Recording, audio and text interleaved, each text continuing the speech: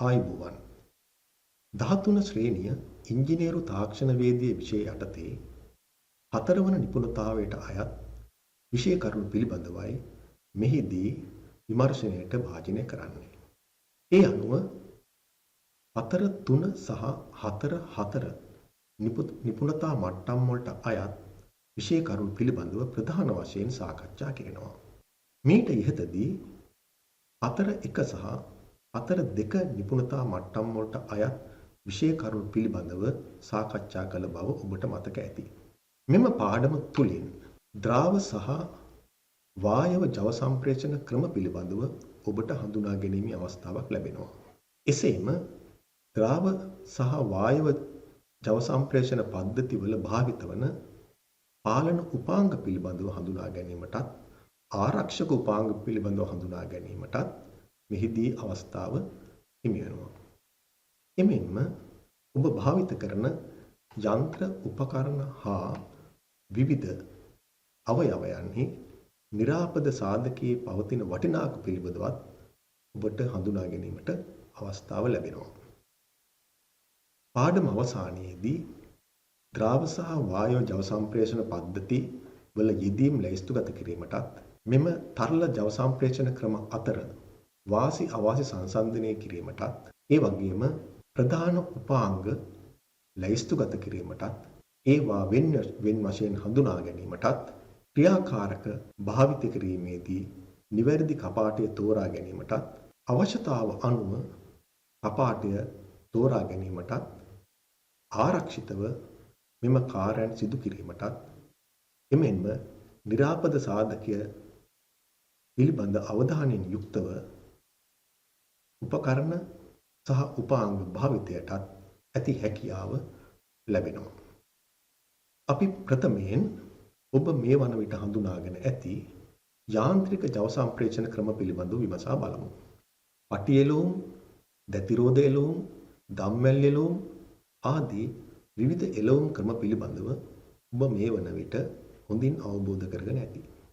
මෙවැනි එළවුම් ක්‍රම සෑම අවස්ථාවකදීම භාවිතයට ගැනීමට නොහැකි වනවා. ඇතැම් අවස්ථාවලදී මෙවැනි ජව සම්ප්‍රේෂණ ක්‍රම වෙනුවට විකල්ප ජව සම්ප්‍රේෂණ ක්‍රම භාවිතය අවශ්‍ය වෙනවා. යාන්ත්‍රික ජව සම්ප්‍රේෂණ ක්‍රම භාවිතයේදී මතුවන ගැටලු මොනවාදයි කියා අපි මේ අවස්ථාවේදී විමසා බලමු. යාන්ත්‍රික ජව සම්ප්‍රේෂණ ක්‍රම භාවිතයේදී දුරස්ත ජව සම්ප්‍රේෂණ ක්‍රමයේ විවිධ අපහසුතා මතුවෙනවා. ජව ප්‍රතිදානය සහ ජව ආදායනය අතර විශාල පරතරයක් පවතින විට අප මෙතෙක් ඉගෙනගෙන ඇති යාන්ත්‍රික ජව සම්ප්‍රේෂණ ක්‍රම භාවිත කිරීමට අපහසුයි. ඒ වගේම ජව ප්‍රතිදානය සහ ජව ආදායනය එක එල්ලේ නොපවතින විටත් බොහෝ අවස්ථාවලදී මෙකී ජව සම්ප්‍රේෂණ ක්‍රම යොදා ගැනීම අපහසු වෙනවා. එසේම යාන්ත්‍රික ජව සම්ප්‍රේෂණ ක්‍රමවල ඝර්ෂණ හානිය සාපේක්ෂව ඉහළගයක් ගන්නවා. එමෙන්ම යන්ත්‍ර කොටස් වල චලිතය හේතු කොටගෙන નિરાයාසයෙන් ශබ්දයේ ඉපදීම ගැටලුවක් බවට පත් වෙනවා. එමෙන්ම ජව ප්‍රදානය සහ ජව ආදායනය අතර ඍජු ජව සම්ප්‍රේෂණයක් පවතින බැවින් ජව පාලනය කිරීම අපට මෙවැනි යාන්ත්‍රික ජව සම්ප්‍රේෂණ ක්‍රමවලදී අපහසු වෙනවා. එසේම ඇතැම් යාන්ත්‍රික ජව සම්ප්‍රේෂණ ක්‍රම සඳහා ස්නේහනයේ වැදගත්කම පවතිනවා. ස්නේහනය කිරීම එකිනෙක ගැටෙන කොටස් අතර අනිවාර්යෙන් සිදු කළ යුත්තක් බව ඔබ මේ වන විට දන්නවා. මෙහිදී ඇතිවන ඇතැම් කොටස් වල ඝර්ෂණ හානිය බොහෝ විට ගැටලු සහගත වන අතර පටි එළවුම් වැනි යාන්ත්‍රික ජව සම්ප්‍රේෂණ ක්‍රමවලදී ලිස්සා යෑම නිසා කාර්යක්ෂමතාවය අඩු වීමට එය හේතුවක් බවට පත් වෙනවා. මේ නිසා අපට විකල්ප ජව සම්ප්‍රේෂණ ක්‍රම සොයා යාමට සිදු වෙනවා. එවැනි ජව සම්ප්‍රේෂණ ක්‍රමයක් ලෙස තරල භාවිත ජව සම්ප්‍රේෂණය හඳුන්වා දෙන්නට පුළුවන්. තරල භාවිත ජව සම්ප්‍රේෂණය පිළිබඳව සාකච්ඡා කිරීමේදී ප්‍රථමයෙන් ඔබ මේ දකින රූපය අධ්‍යයනය කරමු. ඔබ මේ දකින්නේ U හැඩති නලයක එක් පැත්තක එක් පිස්ටනයක්ද අනෙක් පැත්තේ තවත් පිස්ටනයක්ද යොදා ඇති අවස්ථාවක්. මේ එක් පැත්තක් ප්‍රධානය ලෙස නම් කොට තිබෙනවා. අනෙක් පැත්ත ප්‍රතිධානය ලෙස නම් කොට තිබෙනවා. අපි දන්නා ප්‍රධාන එක් කරුණක් නම් තරලය තුලින් පීඩනය සම්ප්‍රේෂණය වන බව. ඒ අනුව ප්‍රධාන පිස්ටනය මත කිසියම් පීඩනයක් යෙදෙයි නම් සන්තුලනය වී ඇති අවස්ථාවකදී පද්ධතියේ අනික් පැත්තේ තියෙන පීඩනයත් ඒ හා සමාන වෙනවා. කිසියම් පිස්ටනයක් මත යෙදෙන පීඩනය පිස්ටනය මත යොදන බලය එම පිස්ටනයේ වර්ගඵලයෙන් බෙදූ විට ලැබෙන අගයට සමානයි. ඒ අනුව ප්‍රධාන යෙදෙන පිස්ටනයේ පීඩනය Fi බෙදීම Ai ලෙස හඳුන්වන්න පුළුවන්. එසේම ප්‍රතිධානය පැත්තට Fo බලයක් යෙදෙනවා නම් එම පැත්තේ පීඩනය Fo බෙදීම Ao ලෙස හඳුන්වන්න පුළුවන්. මෙහිදී Ao ලෙස හඳුන්වන්නේ ප්‍රතිධානය පැත්තේ පිස්ටනයේ වර්ගඵලයයි. ඒ අනුව Fo යන්න Fi වරක් Ao බෙදීම Ai ලෙස දැක්වීමට පුළුවන්. පද්ධතිය සන්තුලනය වෙලා පවතින විට රූපයේ දැක්වෙන ආකාරයට පද්ධතිය පැවතුනද Fi වැඩි කිරීමෙන් Fo වැඩි කිරීමේ හැකියාව තිබෙනවා. වාහනයේ බරට වඩා Fo වැඩි වන විට වාහනය එසවෙනවා. මේන් පැහැදිලි වන්නේ ප්‍රධානය මගින් ප්‍රතිධානය පැත්තේ පවතින මෝටර රථය එසවීමේ හැකියාව පවතින බවයි. මෙහිදී ජවය සම්ප්‍රේෂණය වුණේ මේ තරලය හරහා බව ඉතා පැහැදිලි. එසේනම් ප්‍රධානය සහ ප්‍රතිධානය යන දෙපැත්ත නලයකින් සම්බන්ධ කොට එම නලය හරහා තරලය ගමන් කිරීමට සැලැස්සුවොත් අපට ජව සම්ප්‍රේෂණ ක්‍රියාව සිදු කරගන්නට පුළුවන්. මේ නිසා නලය භාවිතයෙන් ජව ප්‍රධානය සහ ප්‍රතිධානය අතර දුර කෙතරම් වැඩි වුවද ජව සම්ප්‍රේෂණය කිරීමේ හැකියාව තිබෙනවා. මේ නිසා තරල මගින් ජව සම්ප්‍රේෂණය එවැනි අවස්ථාවන්හිදී යොදා ගැනීම ඉතාමත් ජනප්‍රිය ක්‍රමයක්. අප මීළඟට සලකා බලන්නේ තරල මගින් ජව සම්ප්‍රේෂණය කරනු ලබන අවස්ථාවන්. විවිධ රූප අතරින් වම් පස ඉහළ රූපයේ දැක්වෙන්නේ අධිපීඩනයකට ලක් වූ කුමාලයේ භාවිතයෙන් ධාවනය කරන දුම්රියක්. අධික පීඩනයට ලක් වූ කුමාලය පිස්ටන ක්‍රියා කරවීමට යොදවා ගැනීමෙන් මෙම දුම්රිය ක්‍රියාත්මක වෙනවා. දැනට වසර 100කට පමණ ඉහත කාලයේ සිට මෙවැනි තරල ජව සම්ප්‍රේෂණ ක්‍රම භාවිතයට මෙවැනි උදාහරණ ඉදිරිපත් කරන්නට පුළුවන්. දකුණු පස ඉහළින් ඇත්තේ සේවා ස්ථානවල මෝටර රථ එසවීම සඳහා යොදා ගන්නා ඔසවනයක්. මෙවැනි ඔසවනයන් ක්‍රියාත්මක කිරීම සඳහාද තරල ජව සම්ප්‍රේෂණය භාවිත වෙනවා. වම් පස පහළින් ඇත්තේ ස්වයංක්‍රීය ගියර පෙට්ටිවල භාවිත වන ක්ලචයක්. ස්වයංක්‍රීය ගියර පෙට්ටිවල ක්‍රියාකාරීත්වය සඳහා යොදා ගන්නා මෙවැනි ක්ලච් වර්ගය ව්‍යාවර්ත පරිවර්තක ලෙස හඳුන්වනවා. මෙයද තරල මගින් සිදුවන ජව සම්ප්‍රේෂණය උපයෝගී කරගෙන ක්‍රියාත්මක වන්නක්. දකුණු පස පහළ රූපයෙන් දැක්වෙන්නේ මෝටර රථයක සුක්කානම් පද්ධතියක් සඳහා ජව සම්ප්‍රේෂණ උපක්‍රම යොදාගෙන ඇති අවස්ථාවක්. එසේම මැද රූපයෙන් දැක්වෙන්නේ විවිධ චලනය කළ හැකි අවයව පවතින ඉදිකිරීම් යන්ත්‍රයක්. මෙවැනි විවිධ අවස්ථාවන්හි තරල මගින් සිදු කරන ජව සම්ප්‍රේෂණය භාවිත කරන බව ඔබට දකින්නට ලැබෙනවා.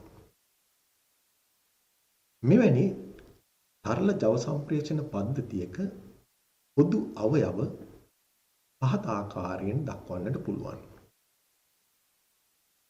පොම්ප හෝ සම්පීඩක, ක්‍රියාකාරක, පාලන උපක්‍රම, ආරක්ෂක උපක්‍රම සහ නල. මීට ඉහත පාඩමේදී පොම්ප පිළිබඳව ඔබ අධ්‍යයනය කළා. මේ නිසා අප ක්‍රියාකාරක, පාලන උපක්‍රම, ආරක්ෂක උපක්‍රම ආදී වූ අනිකුත් අවයව පිළිබඳව සාකච්ඡා කිරීමට අපේක්ෂා කරනවා. ක්‍රියාකාරකයක් ලෙස හඳුන්වන්නේ තරලයේ සතු ශක්තිය භාවිතයෙන් රේඛීය හෝ භ්‍රමණීය චලිතය ලබා ගැනීමට නිර්මාණය කරන ලද උපක්‍රම. මෙහිදී උපක්‍රම දෙකක් පිළිබඳව අපට සාකච්ඡා කිරීමට හැකියි. එක් උපක්‍රමයක් පිස්ටන හා සිලින්ඩර ඒකක ලෙස හඳුන්වන අතර අනෙක් උපක්‍රමය මෝටර ලෙස හඳුන්වනවා. මෙම මෝටර ද්‍රව හෝ වායු මගින් ක්‍රියාත්මක වන නිසා ඒවා ඇතැම් විටක ද්‍රව මෝටර ලෙසත් ඇතැම් විටක වායු මෝටර ලෙසත් හඳුන්වනවා. අප දැන් සාකච්ඡා කරන්නේ පිස්ටන හා සිලින්ඩර ඒකකයක ස්වභාවය හා ක්‍රියාකාරීත්වය. මෙම සිලින්ඩර පද්ධති අනික්‍රියාකාරී සිලින්ඩර පද්ධති වශයෙන් සහ ද්විත්ව ක්‍රියා සිලින්ඩර පද්ධති ලෙස අපි හඳුන්වනවා. තනි ක්‍රියාවේ සිලින්ඩර පද්ධතියක පිස්ටනය මගින් සිලින්ඩරයේ දෙපැත්තක් එකිනෙකින් වෙන් වුවද තරලය ඇතුළු කළ හැක්කේ එක් පැත්තකට පමණයි. අනෙක් පැත්තට දුන්නක් මගින් පිස්ටනය සෑම විටම ඇතුළතට තල්ලු කිරීම සිදු කරනවා. දුන්න නොමැති පැත්තට තරලය එවීමෙන් පිස්ටනය ඉදිරිපසට තල්ලු කර සිලින්ඩරය දිගහැරීමේ හැකියාව තිබෙනවා. එමෙන්ම එම කවුළුවෙන් තරලය එවීම නැවැත්වුවහොත් දුන්නේ තෙරපුම නිසා එම තරලය ආපසු සිලින්ඩරයෙන් පිටතට ගමන් කරනවා. ද්විත්ව ක්‍රියාකාරී සිලින්ඩරයක් සැලකුව විට එහි සිලින්ඩරයේ පිස්ටනය මගින් වෙන්වන අවකාශයන් දෙක තුලටම තරලය එවීමේ හැකියාව පවතිනවා. එක් පසකින් තරලය එවුවොත් පිස්ටනය එක් දිශාවට චලනය වන අතර අනෙක් පසින් තරලය එවනු ලැබුවොත් පිස්ටනය අනෙක් පැත්තට චලනය වෙනවා. පිස්ටනය තනි පැත්තකට පමණක් චලනය කරවීමේ හැකියාව පවතින නිසා ඒවා තනි ක්‍රියාකාරී සිලින්ඩර ලෙසත් පිස්ටනය දෙපසටම හැසිරවීමේ හැකියාව පවතින නිසා ඒවා ද්විත්ව ක්‍රියාකාරී සිලින්ඩර ලෙසත් හඳුන්වනු ලබනවා. ඒ වගේම භ්‍රමණ චලිතය ලබාගත හැකි මෝටර නිර්මාණය වී තිබෙන්නේ පොම්ප නිර්මාණය වී ඇති ක්‍රමවේදයම අනුගමනය කරමින්. මේ නිසා මෙම මෝටර ගියර මෝටර, වේන් මෝටර, අරීය පිස්ටන් මෝටර, තලබමන මෝටර ආදී වශයෙන් නම් කරනවා. අපි මීළඟට සලකා බලමු මෙවැනි පාලන පද්ධතියක යොදා ගන්නා පාලන උපක්‍රම මොනවාදයි කියලා. ප්‍රධාන වශයෙන් මෙවැනි උපකරණවල යොදා ගන්නා පාලන උපක්‍රමයක් ලෙස දිශා පාලන කපාට හඳුන්වන්නට පුළුවන්. දිශා පාලන කපාටයක් මගින් තරල මාර්ගයක් හරහා තරලය ගමන් කරවීමට හෝ නැවැත්වීමේ හැකියාව තිබෙනවා. එසේම තරලය ගමන් කරන දිශාව හැසිරවීමේ හැකියාව තිබෙනවා. මෙන්න මෙවැනි විවිධ ක්‍රියාවන් සඳහා මෙම දිශා පාලන කපාට නිර්මාණය කර තිබෙනවා. ඒ අනුව 2 වර්ගයේ 3 වර්ගයේ 4 වර්ගයේ 5 වර්ගයේ හා තවත් ආකාරවලින් නිර්මාණය වූ කපාට දකින්නට ලැබෙනවා. මෙහිදී 2 3 ආදී වශයෙන් අංකණය කොට හඳුන්වන මෙම කපාටවල අංකණය කිරීම කෙසේ සිදු කර ඇතැයිද කියා විමසා බලමු. මෙහි පළවන අංකයෙන් හඳුන්වා දෙන්නේ කපාටයේ ආදාන හා ප්‍රතිදාන කවුළු ගණන. එනම් 2 වර්ගයේ කපාටයක පළවෙනියෙන් සඳහන් වන අංකයෙන් ආදාන හා ප්‍රතිදාන කවුළු ගණන වන 2 නිරූපණය කරනවා. එසේම දෙවන අංකයෙන් කපාටයක් යොමු කළ හැකි ස්ථාන ගණන නිරූපණය කරනවා. මේ අනුව 4 වර්ගය තෝරා ගත්තොත් කවුළු ගණන 4ක් බවත් යොමු කළ හැකි ස්ථාන ගණන 2ක් බවත් කිව හැකියි. අපි මෙම කපාටයක කවුළු ගණන සහ එය යොමු කළ හැකි ස්ථාන ගණන දී ඇති රූප හරහා අවබෝධ කර ගනිමු. මෙම රූප වලින් දැක්වෙන්නේ කපාටයක සංකේතය. වම් පස රූපෙන් දැක්වෙන්නේ කපාටයක සාමාන්‍ය පිහිටුම. දකුණු පස රූපෙන් දැක්වෙන්නේ කපාටය ක්‍රියා කර වූ විට පවතින පිහිටුම. මේ අනුව මෙවැනි කපාටයක් යොමු කළ හැකි ස්ථාන ගණන 2යි. එසේම මෙහි අංක යොදා ඇත්තේ 1 2 3 4 5 ලෙසයි. එයින් පෙනී යන්නේ කපාටයේ කවුළු ගණන 5ක් බවයි. ඒ අනුව මෙම කපාටය 5 2 කපාටයක් ලෙස හැඳින්වීමට පුළුවන්. මෙහිදී සිහිපත් කළ යුතු කරුණු කිහිපයක් තිබෙනවා. කපාටයක මෙම අංක කිරීම සිදු කරන්නේ සාමාන්‍ය පිහිටුමේ පවතින ස්ථානය සඳහා පමණයි.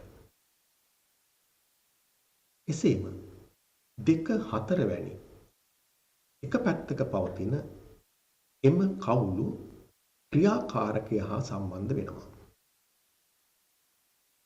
අංක 1 කවුළුව අනිවාර්යෙන්ම පීඩිත නැතහොත් පීඩනයට ලක් වූ තරලය ගලා එන නලයට සම්බන්ධ වෙනවා. 3 5 වැනි නල අභිමතය අනුව සම්බන්ධ කිරීමේ හැකියාව තිබෙනවා. ඉදිරියේදී ඔබට මේ පිළිබඳව අවබෝධ කරගත හැකි වෙයි. එසේනම් මෙම රූපයෙන් දැක්වෙන්නේ එක් වර්ගයේ කපාටවල සංකේත. 2 වර්ගයේ සංකේතය විමසීමට ලක් කළොත් 1 2 ලෙස අංක කර ඇත්තේ කවුළු ගණනයි. එසේම 3 වර්ගයේ 1 2 3 ලෙස කවුළු අංක කර තිබෙනවා.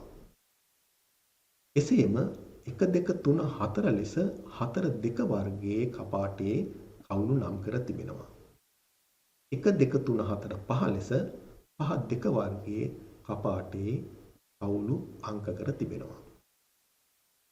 මෙහිදී ඇති සෑම කපාටයක්ම යොමු කළ හැකි ස්ථාන ගණන දෙකක් බව ඔබට පෙනී යනවා ඇති.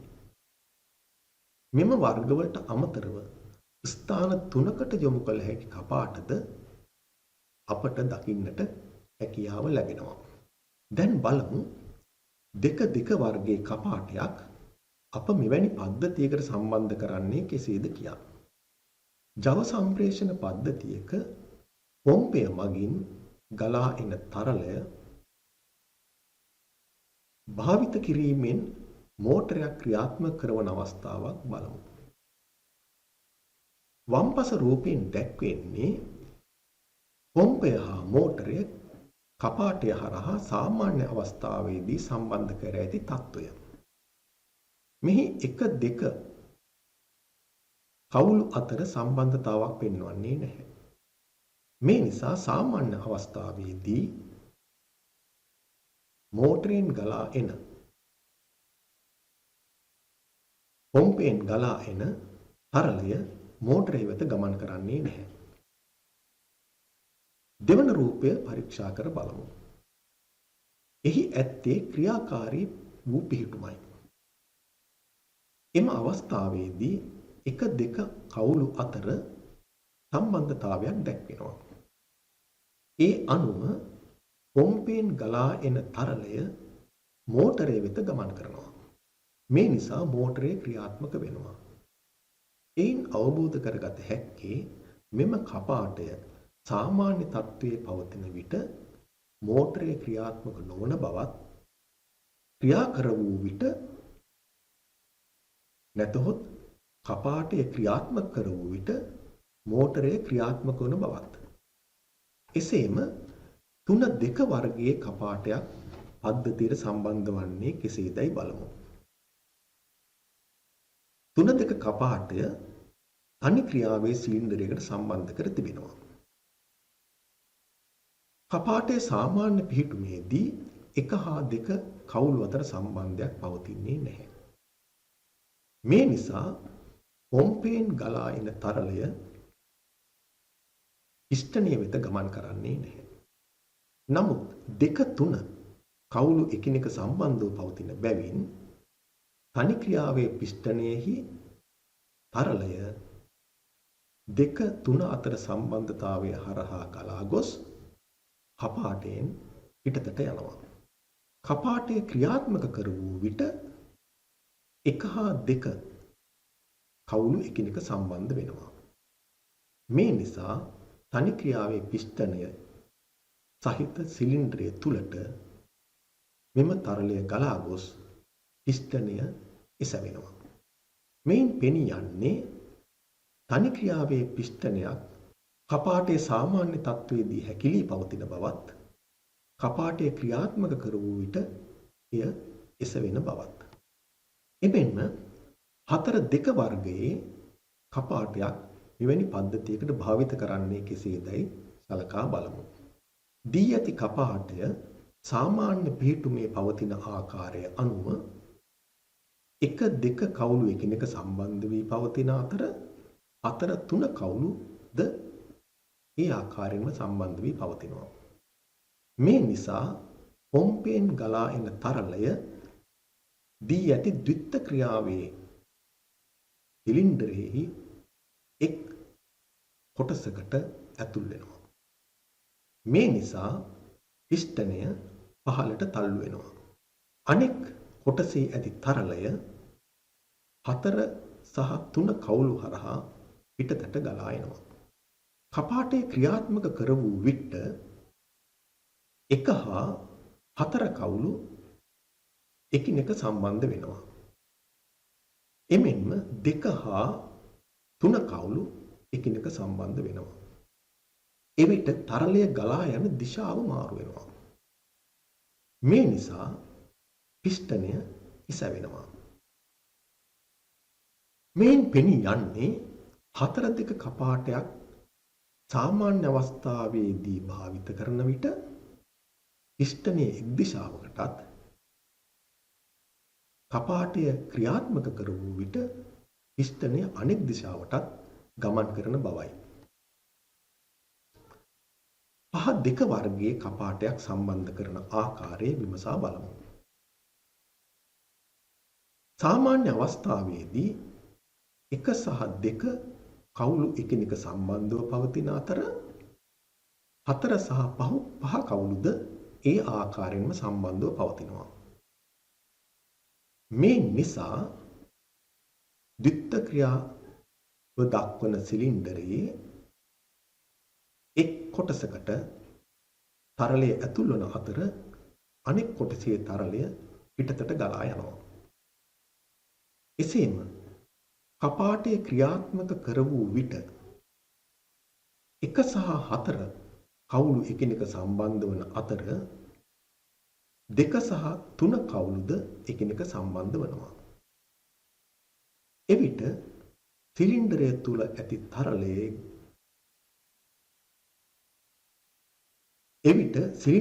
ඇති තරලය මුලින් පැවති ආකාරයෙන් ප්‍රතිවිරුද්ධ ආකාරයට ගලා යාම සිදු කර ගන්නවා. මේ නිසා සිලින්ඩරය මුලින් තල්ලු වූ දිශාවට නොව ඊට ප්‍රතිවිරුද්ධ දිශාවට ගමන් කරනවා. මෙයින් පෙනී යන්නේ 5 2 වර්ගයේ කපාටයක් 4 2 වර්ගයේ කපාටයකට සමරූපීව ක්‍රියාත්මක වන ලෙස යොදාගත හැකි බවයි. මෙහි 3 හා 5 කවුළු එකිනෙක සම්බන්ධ කළහොත් මේ සැබවින්ම 4 2 කපාටයක ක්‍රියාකාරීත්වය පෙන්වනවා. අප මීළඟට සාකච්ඡා කරන්නේ මෙවැනි පද්ධතිවල යොදා ගන්නා ආරක්ෂක උපක්‍රම මොනවාද කියලා. ඉතා ඉහළ පීඩනයන්ගෙන් යුක්ත පද්ධතිවල පීඩනය ඉහළ යාම නිසා එම පද්ධතියේ විවිධ අවයවයන්ට හානි සිදුවන්නට පුළුවන්. නල පුපුරා යන්නට පුළුවන්. පොම්ප වලට හානි වන්නට පුළුවන්.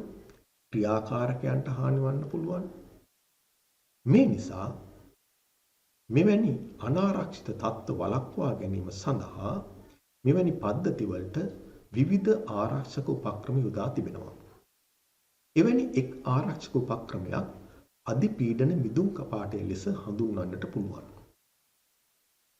අධිපීඩන මිදුම් කපාටයක් මගින් සිදු කෙරෙන්නේ පද්ධතිය තුල පීඩනය අනපේක්ෂිත ලෙස වැඩි වෙනවා නම් එය පරිසරයට මුදා හැරීමයි. මෙවැනි අධිපීඩන මිදුම් කපාට භාවිත වන බොහෝ ස්ථාන අපට දකින්නට ලැබෙනවා. මෝටර රථවල සිසිලන පද්ධතිය සැලකූ විට එන්ජිම ක්‍රියාත්මක වීමත් සමග සිසිලන පද්ධතියේ ඇති තරලය උණුසුම් වෙනවා. එවිට තරලය ප්‍රසාරණය වීමෙන් පද්ධතිය තුල පීඩනය වැඩි වෙනවා. මෙවිට එම පද්ධතියට හානි වීමට ඇති ඉඩකඩ පවතින බැවින් එම අධිපීඩනය වූ තරලය පද්ධතියෙන් පිටතට යැවීම සඳහා කටයුතු කළ යුතු වෙනවා. මේ නිසා විකිරකය වැසීමට යොදා ගන්නා විකිරක මූඩිය යොදා ගන්නවා. මෙම විකිරක මූඩිය තනා තිබෙන්නේ දුන්නක් භාවිතයෙන් අධික පීඩනය පරිසරයට මුදා හැරීම කළ හැකි වන ආකාරයට. මේ නිසා මෙවැනි අධිපීඩන මිදුම් කපාටයක් දුන යෙදූ අධිපීඩන මිදුම් කපාටයක් ලෙස හඳුන්වනවා. එසේම ගෙදර දොරේ භාවිත වන පීඩන උදුන නිරීක්ෂණය කළොත් එහි පියන මතද අපට මෙවැනි අධිපීඩන මිදුම් කපාටයක් දකින්නට පුළුවන්. පීඩන උදුන උණුසුම් වන විට අභ්‍යන්තරයේ පීඩනය බොහෝ සෙයින් ඉහළ යනවා. මෙය පාලනය කර ගැනීම සඳහා මෙවැනි මිදුම් කපාටයක් යොදා තිබෙනවා. මෙම මිදුම් කපාටය ක්‍රියාත්මක වන්නේ එහි බර අනුව. යෙදී ඇති බර මගින් ඇතිවන පීඩනයට වඩා අභ්‍යන්තර පීඩනය වැඩි වූ විට එම බර එසැවි වැඩිමනත් පීඩනය පරිසරයට මුදා හරිනවා. මෙවැනි අධිපීඩන විදුම් කපාටයක් බර යෙදූ අධිපීඩන විදුම් කපාටයක් ලෙස හඳුන්වනවා. ඒ වගේම බොහෝ පද්ධතිවල අධිපීඩන පාලන ස්විච් භාවිත වෙනවා. මෙවැනි පද්ධතිවල පොම්පය ක්‍රියාත්මක වන්නේ බොහෝ විට විදුලි මෝටරයක් භාවිතයෙන්. මෙම විදුලි මෝටරය පද්ධතියේ ඇතිවන පීඩනය මත ක්‍රියා කරවීම හෝ නැවැත්වීම සිදු කරනවා. මේ සඳහා යොදා ගන්නා පාලන ස්විච්චය අධිපීඩන පාලන ස්විච්චයක් නැතහොත් පීඩන ස්විච්චයක් ලෙස හඳුන්වනවා. සෑම තරල භාවිත ජව සම්ප්‍රේෂණ පද්ධතියකම පාහේ මෝටරය ක්‍රියාත්මක කරවීම සඳහා මෙවැනි ස්විච්චයක් යොදා තිබෙනවා. එසේම මෙවැනි ජව සම්ප්‍රේෂණ පද්ධතියක් මත බාහිරින් යෙදෙන භාරය වැඩි නම් මෝටරය තුලින් වැඩි ධාරාවක් ගලා යාමට උත්සාහ දරනවා. මෙවැනි වැඩි ධාරාවකදී මෝටරයට ඇතිවන හානිය වළක්වා ගැනීම සඳහා අධිබැර වහරුවක් නැතහොත් අධිභාරයේදී විදුලිය විසන්ධි කරන ස්විච්චයක් යොදා තිබෙනවා. මෙම අධිබැර වහරු ස්විච්චය නිසා මෝටරය තුලින් අධිධාරාවක් ගලා යාම සිදුවන්නේ නැහැ. එයින් මෝටරය ආරක්ෂා වෙනවා. මේ ආකාරයට විවිධ ආරක්ෂක උපක්‍රම යෙදීමෙන් මෙම පද්ධතියක ආරක්ෂාව සලසා තිබෙනවා. අප මීළඟට සලකා බලන්නේ නිරාපද සාධකයේ යන්න පිළිබඳව. සාමාන්‍යයෙන් ඕනෑම උපකරණයක් භාණ්ඩයක් නැත්නම් කිසියම් අවයවයක් භාවිත කිරීමේදී එය ඔරොත්තු දෙදෙන කිසියම් උපරිම සීමාවක් තිබෙනවා. එම ඔරොත්තු දෙන සීමාවට ආසන්න වන ලෙස අපි භාරයක් යෙදුවොත් එය කැඩී යාමේ බිඳී යාමේ අවදානමක් තිබෙනවා. මේ පිළිබඳව කිසියම් අදහසක් ලබා දෙන්නේ නිරාපද සාධකය මගින්.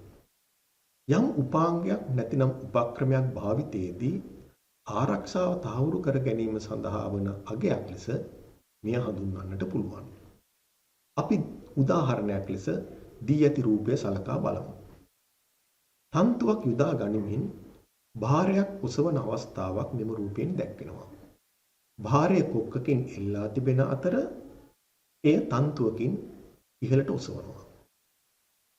ඒ එසවීමේදී තන්තුව කප්පියකින් එල්ලා තිබෙනවා. මෙම භාරය කොක්කේ පැවැත්මට වඩා වැඩි වෙනවා නම් කොක්ක කැඩී යාමේ ඉඩකඩ තිබෙනවා. තන්තුව පවතින සීමාවට වඩා භාරය වැඩි වෙනවා නම් තන්තුව කැඩී යාමට ඉඩ තිබෙනවා. එසේම කප්පිය ඔරොත්තු දෙන සීමාවට වඩා භාරය වැඩි වෙනවා නම් කප්පිය කැඩී බිඳී යනවා. මේ නිසා සෑම විටකම අපි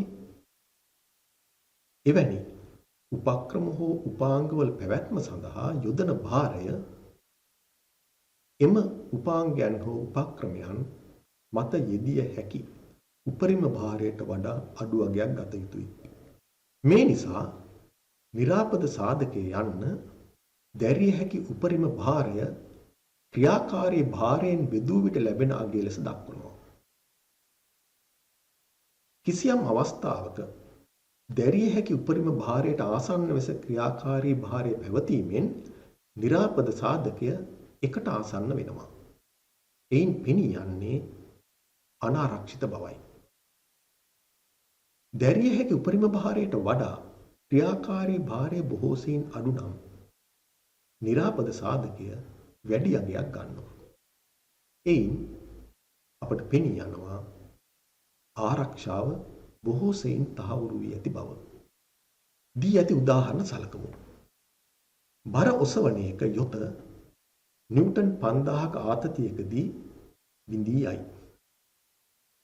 එම යොත මගින් නිව්ටන් 1000ක භාරයක් එල්ලා ඇතනම් නිරාපද සාධකය 5000 බෙදීම 1000ට සමාන වෙනවා. ඒ අනුව නිරාපද සාධකයේ පහ බවට පත් වෙනවා. මේන් පෙනී යන්නේ ක්‍රියාකාරී භාරය මෙන් පස් ගුණයක භාරයක් ඉදීමෙන් පමණක් මෙම තන්තුව බිඳී යන බවයි. නැතහොත් මෙම යොත බිඳී යන බවයි. මේන් අප යොදන ක්‍රියාකාරී භාරය මත අපගේ ආරක්ෂාව තහවුරු වී තිබෙන බව කියන්නට පුළුවන්. එසේම දෙවන උදාහරණය සැලකුවොත් මෝටර රථ ටයරයක සාමාන්‍යයෙන් කිලෝ පැස්කල් 250ක පීඩනයක් යොදනවා.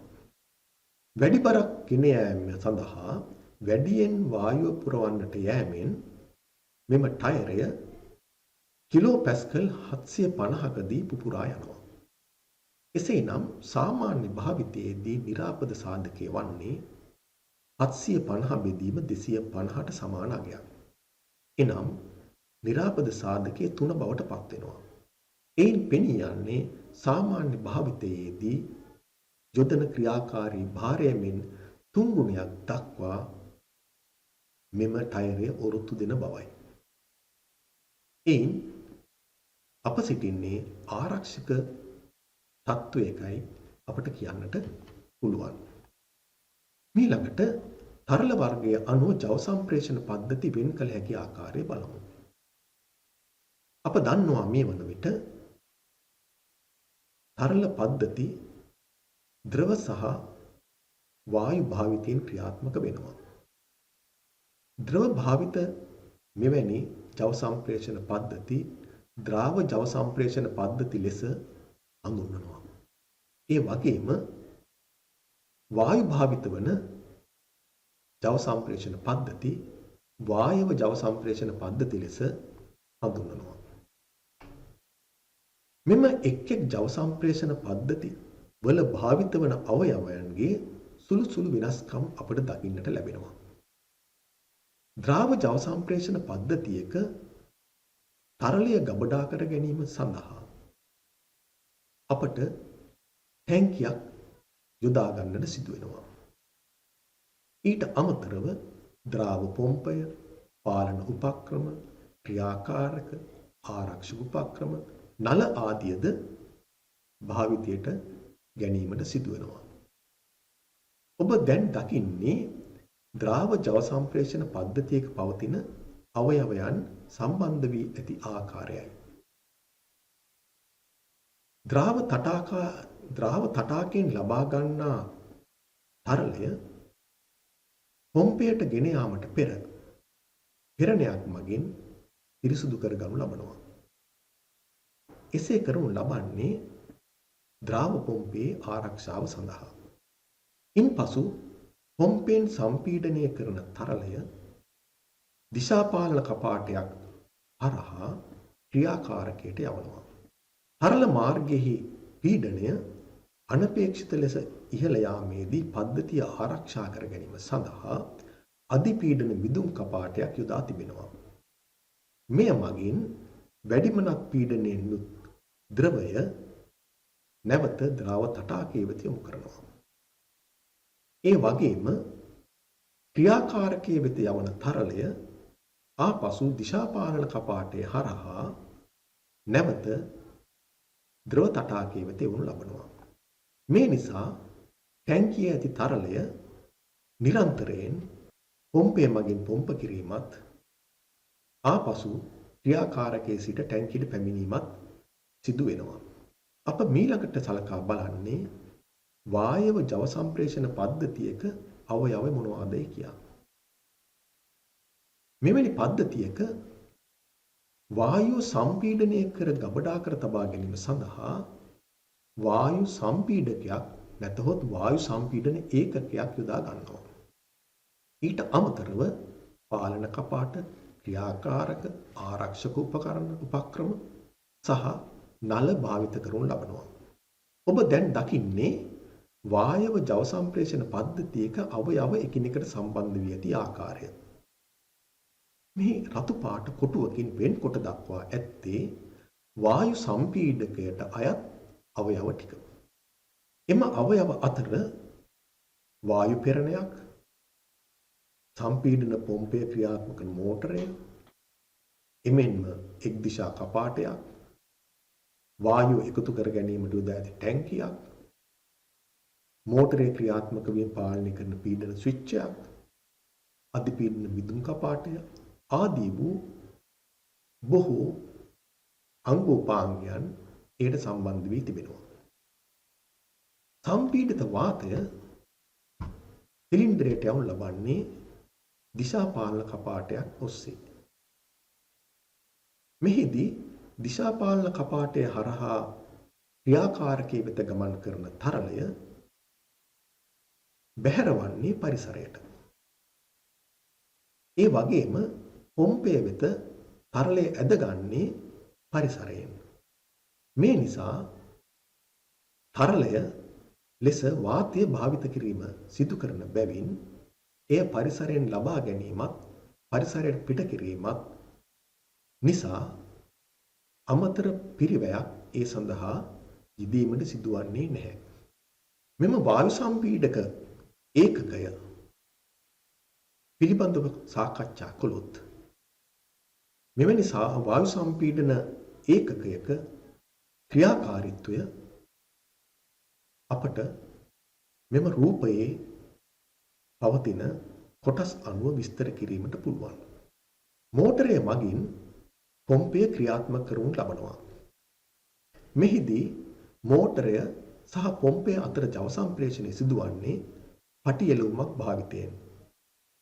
එසේ නොවන ඍජු එළවුම් පවතින වායු සම්පීඩන යන්ත්‍රද අපට දකින්නට ලැබෙනවා. පටි එළවුම අනාරක්ෂිත ස්වභාවයක් ගන්නා නිසා එය පටි ආවරණයක් මගින් ආවරණය කොට තිබෙනවා. පොම්පයෙන් සම්පීඩනයට ලක් කරන වාතය ටැංකියට යවනු ලබනවා. එම ටැංකිය තුල ගබඩා වන විට පීඩනයේ ඉහළ යාමේදී මෝටරය පීඩන ස්විච්චය මගින් විදුලි සැපයීම කපා හැරීමෙන් නවතාලනවා. එසේම අනපේක්ෂිත ලෙස ටැංකියේ පීඩනය ඉහළ යාමේදී ඇතිවන අනාරක්ෂිත තත්ත්වය ආරක්ෂා කර ගැනීම සඳහා මෙහි ආරක්ෂක කපාටය යොදා තිබෙනවා. එසේම මෙම වායු ටැංකියේ අභ්‍යන්තර පීඩනය දැක ගැනීම සඳහා පීඩන මානයක් යොදා තිබෙනවා. ටැංකිය තුල ඇති සම්පීඩිත වාතය ඉවතට ගැනීම සඳහා පිටාර කාරාමයක් භාවිත වෙනවා. එසේම ටැංකිය තුල වාතය සමග ඝනීභවනය වූ ජලයද පවතිනවා. පරිසරයේ ඇති වාතය සම්පීඩනයට ලක් කිරීමේදී පරිසරයේ පවතින ජල වාෂ්ප සම්පීඩනයේ හේතුවෙන් ඝනීභවනය වී ටැංකිය තුල එක් රැස් වෙනවා. මේ නිසා ටැංකිය අභ්‍යන්තරයේ මල කෑම වැනි අනවශ්‍ය සිදුවීම් ඇති වෙනවා. මේ නිසා එම ජලය ඉවත් කිරීමට සොරවුවක් යොදා තිබෙනවා. මෙවැනි විවිධ උපක්‍රමයන් සහ උපාංග එකිනෙක සම්බන්ධ කළ ඒකකයක් තමයි අපි වායු සම්පීඩකය ලෙස හඳුන්වන්නේ. ඊළඟට අපි සාකච්ඡා කරන්නේ යාන්ත්‍රික ක්‍රම හා තරල ජව සම්ප්‍රේෂණ ක්‍රමවල තියෙන වාසි හා අවාසි. ප්‍රථමයෙන් තරල ජව සම්ප්‍රේෂණ ක්‍රමයක ඇති වාසි විමසා බලමු. දුරස්ත ජව සම්ප්‍රේෂණය පහසු වීම මෙහි ඇති සුවිශේෂ වාසියක්. එසේම එක එල්ලයේ නොපවතින ජව ප්‍රතිදාන සහ ජව ආදාන ඒකකයන් පවතින විට පවා මෙම තරල ජව සම්ප්‍රේෂණ ක්‍රමයේ යොදා ගැනීම ඇති හැකියාව. එමෙන්ම ඝර්ෂණ හානිය අඩුවීම. මෙම සම්ප්‍රේෂණ ක්‍රමය තුළ චලන කොටස් නොමැති බැවින් ශබ්දය ඇති නොවීම. කපාට භාවිතය නිසා ජවය පාලනය කළ හැකි වීම. ජව සම්ප්‍රේෂණ මාර්ගය සහ කොටස් බොහෝ විට ස්වයංව ස්නේහණය වීම. මෙවැනි වාසි අතර තරල ජව සම්ප්‍රේෂණයේ අවාසිද අපට දක්නට ලැබෙනවා. තරල ජව සම්ප්‍රේෂණයේදී භාවිත වන මෙම තරල යන්ත්‍ර සහ නල පද්ධතිවල පවතින මුද්‍රාවල දුර්වලතා හේතුවෙන් තරලය පිටතට කාන්දු වීමේ හැකියාව තිබෙනවා. එවිට ජව හානිය ඇතිවීම මෙන්ම පරිසරයට තෙල් වැනි දේ පැමිණීමෙන් පරිසර හානියද ඇතිවිය හැකියි. එමෙන්ම යාන්ත්‍රික ක්‍රම හා සැසඳීමේදී එවැනි තරලයක් පරිසරයට ගලා ඒම සිදුවන්නේ නැහැ.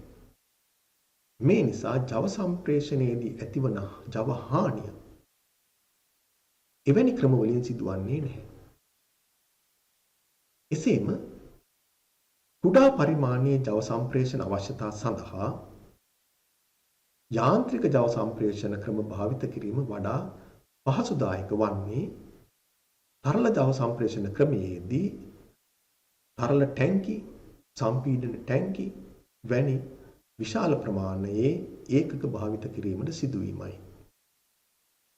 එසේම මෙවැනි යාන්ත්‍රික ක්‍රම හා සැසඳීමේදී ද්‍රව සම්පීඩිත වාතය වැනි දේවල් ගබඩා කිරීම සඳහා අතිරේක ඉඩක් පවත්වා ගැනීමට සිදුවනවා. මේ අනුව බැලුව විට යාන්ත්‍රික හා තරල ජව සම්ප්‍රේෂණ ක්‍රමවල වාසි මෙන්ම අවාසිද පවතිනවා. ඒ අනුව සුදුසු ජව සම්ප්‍රේෂණ ක්‍රමයක් තෝරා ගැනීමේදී ඉහත වාසි හා අවාසි සැලකිල්ලට ගත යුතු වෙනවා. ඊළඟට අප සාකච්ඡා කරන්නේ ද්‍රාව ජව සම්ප්‍රේෂණය හා වායව ජව සම්ප්‍රේෂණය අතර පවතින වාසි අවාසි. ද්‍රව වෙනුවට වාතය භාවිත කරන විට එය පරිසරයට පැමිණියද එය ලබා ගැනීමට වියදමක් නොවන බැවින් වඩාත් ලාභදායී වෙනවා. ද්‍රාව ජව සම්ප්‍රේෂණ පද්ධති වලට භාවිත වන තෙල් වර්ග මිලෙන් ඉහළ බව අපි කවුරුත් වටහා ගත යුතු කරුණක්. එමෙන්ම වායව ක්‍රම පිරිසුදු ජව සම්ප්‍රේෂණ ක්‍රමයක් ලෙස හඳුන්වන්නට පුළුවන්. පරිසරයේ වාතය භාවිත වන බැවින් එයම පරිසරයට ආවද පරිසර හානියක් සිදුවන්නේ නැහැ. එමෙන්ම අපිරිසුදු බවක් ඇතිවන්නේද නැහැ. නමුත් තෙල් වර්ග පරිසරයට ඒමෙන් පරිසරය අපිරිසුදු වීමට ඇති ඉඩකඩ බොහෝ වැඩි. මේ නිසා ආහාර නිෂ්පාදන කර්මාන්ත ශාලා තුල ජව සම්ප්‍රේෂණය සඳහා බොහෝ විට යොදාගන්නේ වායව ජව සම්ප්‍රේෂණ ක්‍රම.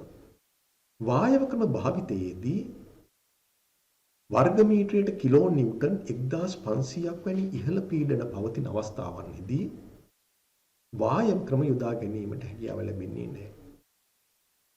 මේ නිසා එවැනි අවස්ථාවලදී අපට තරල භාවිත ජව සම්ප්‍රේෂණ ක්‍රම යොදා ගැනීමට සිදු වෙනවා.